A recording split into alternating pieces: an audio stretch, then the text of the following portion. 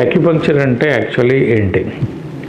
యాక్యుపంక్చర్లో మనము ఎన్ని మెరిడియన్స్లో ఎనర్జీ ప్రవహిస్తూ ఉంటుంది. మొత్తం యాక్యుపంక్చర్ అంతా కూడా ఎనర్జీ మెరిడియన్ సిస్టమ్ మీద ఆధారపడి ఉంటుంది, అంటే ప్రాణశక్తి మీద ఆధారపడి ఉంటుంది. ప్రాణశక్తి అనేది మన బాడీలో 12 pairs ఆఫ్ మెరిడియన్స్ అంటాం. Right side 12, left side 12 meridians ఉంటాయి.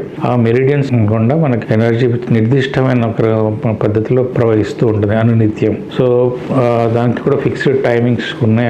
ఎనర్జీ మెరిడియన్లో మ్యాక్సిమం ఎనర్జీ ఉండే టైం కూడా మనకి గాడ్ ఫిక్స్ చేసి ఉన్నాడు.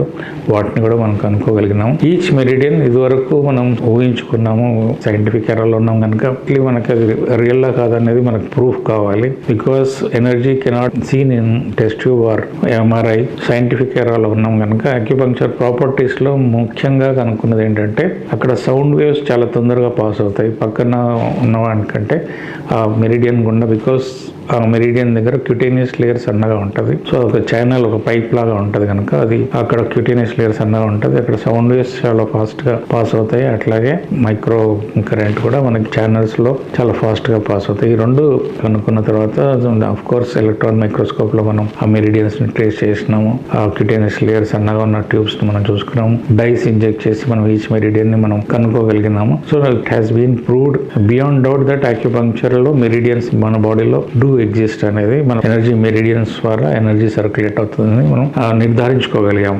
మనం నిర్ధారించుకున్న ఈ మెరిడియన్స్ 3005 years బ్యాక్ మనకు హాంగ్లీనైజింగ్ బుక్లో ప్రచురించిన మెరిడియన్స్ ఎగ్జాక్ట్లీ సేమ్ ఉన్నాయి. అంటే అప్పుడు వాళ్ళు సైంటిఫిక్గా వాళ్ళు ప్రూవ్ చేసుకొని వాళ్ళు ఇచ్చినారు. కాకపోతే ఇన్నాళ్ళకి మళ్ళీ మనము దాని సైంటిఫిక్ ప్రాపర్టీస్ తెలుసుకొని మనం ట్రేస్ చేసిన మెరిడియన్స్ కూడా ఎగ్జాక్ట్లీ సేమ్.